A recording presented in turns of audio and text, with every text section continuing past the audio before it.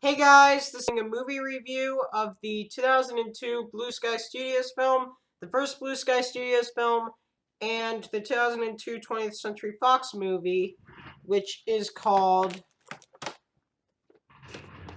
Ice Age. Sorry, that's just the printer, and it is directed by Chris Wedge, and it is, sorry, that's just ignore the printer though. It is directed by Chris Wedge, and it came out March 15th, 2002 in the US. And it starred Ray Romano, John Leguizamo, and Dennis Leary. So, now let's get on to the plot. Scrat, a saber-toothed squirrel, attempts to find a place to store his acorn for the winter. Eventually, as he tries to stomp it to the ground, he inadvertently causes a large fissure to form in the ice that extends for miles before setting off a slab of glacier ice, which nearly crushes him. He barely escapes, but finds himself getting stepped on by a herd of prehistoric animals migrating south in order to escape the forthcoming ice age. Sid, a clumsy ground sloth, is left behind by his family and decides to move on by himself, but is attacked by the two Brontovares. Can't pronounce that word right. After he unknowingly ruins their meal and making them angry, Sid is soon rescued by Manny, a cynical woolly mammoth heading north who fights the rhinos off and continues on his path. Sid joins Manny, not wanting to be alone and unprotected. Manny is annoyed by Sid's outgoing Demonor, can't pronounce that word right, and wishes to migrate on his own, but Sid on the human camp during Russian's mother flees with her son, cornered by Soto's lieutenant Diego. She leaps down the waterfall with Russian. As punishment for his failure to retrieve the boy, Diego is sent to find and retrieve him while the rest of the pack waits for him at the mountain known as Half Peak. If he fails,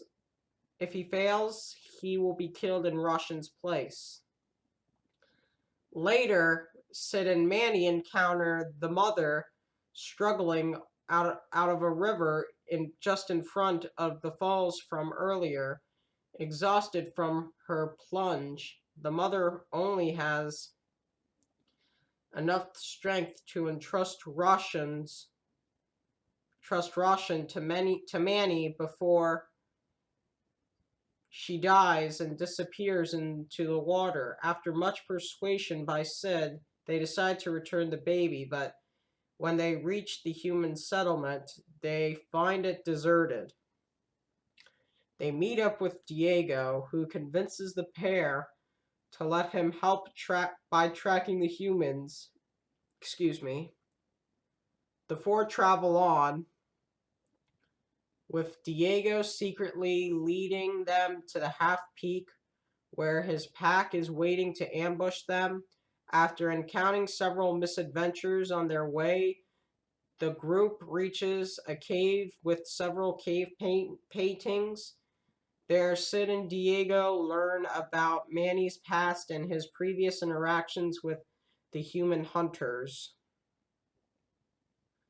in which they slaughtered his family, consisting of his mate and child, leaving Manny a depressed loner. Later, the group almost reaches their destination, Half Peak, only to encounter a forming river of lava. Manny and Sid, along with Russian, make it across safely, but Diego ends up hanging on a cliff, about to fall into the lava. Manny saves him.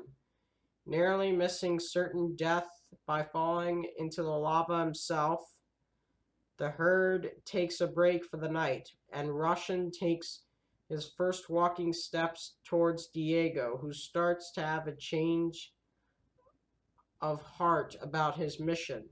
The next day, the herd approaches ambush, causing Diego, now full of respect for Manny for saving his life, to change his mind and confess Manny and Sid about the ambush.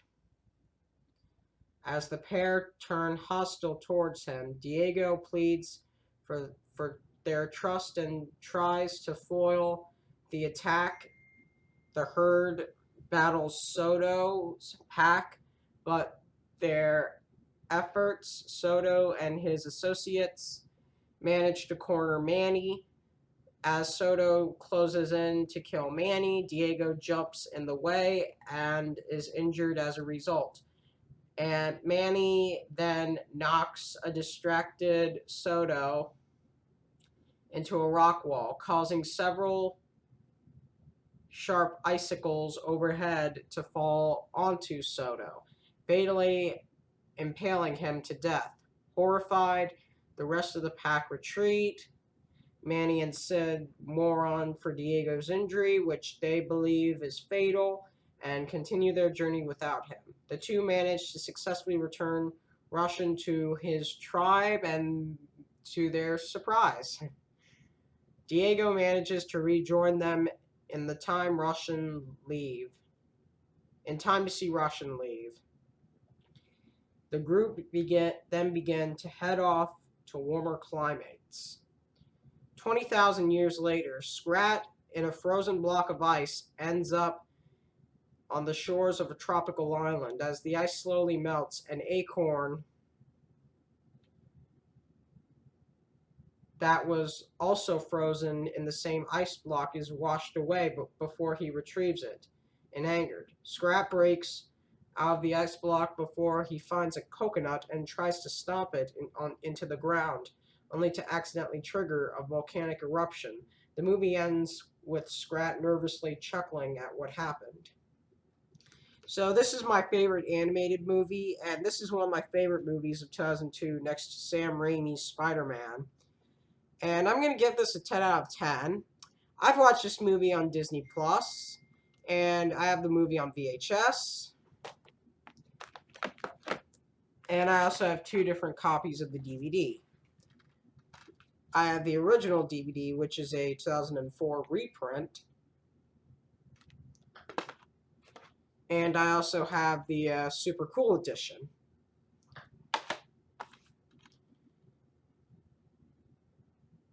So, and I'm doing the review and I'm gonna do a review of all the Ice Age films, because I've heard Ice Age: The Adventures of Buck Wild is gonna come out, which I'm not gonna see that on Disney Plus, and